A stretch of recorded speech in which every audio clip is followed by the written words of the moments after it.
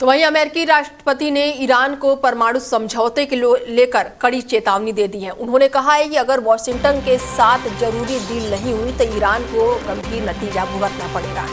Iran को परमाणु deal को लेकर कड़ी चेतावनी दी गई है। ट्रंप ने ईरान को कड़ी चेतावनी दे दी है। बड़ी जानकारी आपको बता दें कि अमेरिका बातचीत के जरिए चाहता है समाधान, और इसके साथ ही ईरान को परमाणु डील को लेकर ये कड़ी चेतावनी दी गई है।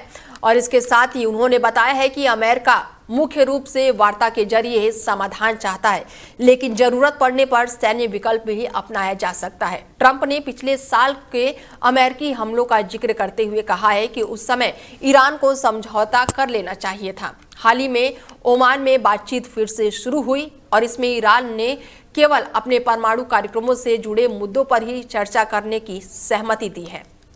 और ऐसे में ईरान को परमाणु डील को लेकर ये बातचीत हुई है। ट्रंप ने ईरान को ये चेतावनी भी दी है कि डील को लेकर, परमाणु डील को लेकर ये चेतावनी बताई जा रही है। ट्रंप ने ईरान को कड़ी चेतावनी दी है। अमेरिकी बातचीत के जरिए चाहता है समाधान, ईरान का कहना है। और ऐसे में ट्रंप जो है वो कह रहे हैं कि बातचीत से ही समाधान निकलेगा। और इस खबर पर ज़्यादा जानकारी के साथ हमारे मेहमान जुड़ चुके हैं, उनसे बातचीत करते हैं कि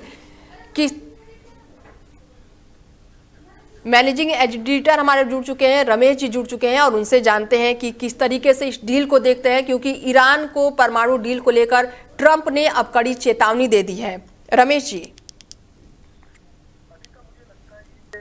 दूसरा अटपटा इनका फैसला और ये हठधर्मी कही जाएगी। बिल्कुल, क्योंकि जिस तरीके से ट्रंप ने एक असहनीय जिसको कहेंगे और किसी को स्वीकार ना करने वाला जो रवैया उन्होंने अपना रखा है, मुझे लग रहा है ये ग्लोबल स्तर पर बड़ा उथल पुथल करेगा। यही रवैया उन्होंने भारत के साथ में अपनाया, वेनेजुएला के साथ में अपनाया, और जो इस समय लगभग 2 साल से जो वार चल रहा है रूस के और यूक्रेन के बीच में, उनके साथ में भी अपनाया है। मतलब सीधी अगर भाषा में कहें कि डंडे की चोट पे जो इनको पसंद है वो करवाने की कोशिश कर रहे हैं। एक तरीके से रमेश जी ये कह सकते हैं कि ये अन्य देशों पर दबाव बना रहे हैं, अगर बात नहीं मानेंगे तो हम हमला कर देंगे या फिर लड़ाई कर देंगे। एक तरह से ये मनमानी बोल सकते हैं ना इसको। एब्सोल्युटली इसमें कोई दो राय नहीं है। ये रत्ती भर इसमें अब शक सुबह गुंजाइश बिल्कुल नहीं बची है कि जो आप कह रही हैं कि ये दबाव, बिल्कुल आप सही कह रही हैं। सवाने सही बात है कि ये दबाव डाल के अपनी मनमानी कर रहे हैं। अब एक बात बताइएगा, आप थोड़ा सा पीछे जाइएगा, वरिष्ठ पत्रकार हैं, अगर आप सोचो रूस और इंडिया के संबंध कितने बेहतरीन रहे अभी तक। बिल्कुल, हम उनसे सस्ते दामों में तेल खरीद के आए हैं और बढ़िया रिश्ते हमारे चल रहे हैं। भारत जब किसी भी कठिन समस्याओं में खड़ा होता था तो सिर्फ ग्लोबल स्तर पर एक कंट्री ऐसी थी जो हमारे साथ में खड़ी रहती थी, लेकिन उस पे भी इनकी गिर्द नजर ऐसी पड़ी, हमसे दूर करवा दिया। अभी दबाव ही तो है, जो आप कह रही हो दबाव ही तो है, जिससे हम वर्षों से दशकों से जब तेल खरीदते आ रहे हैं तो हमारे ऊपर दबाव डाल दिया कि आप इनसे तेल नहीं खरीदोगे, हमसे खरीदोगे, वेनेजुएला से आप खरीदोगे। तो हमने भी वैसे ही शुरू कर दिया।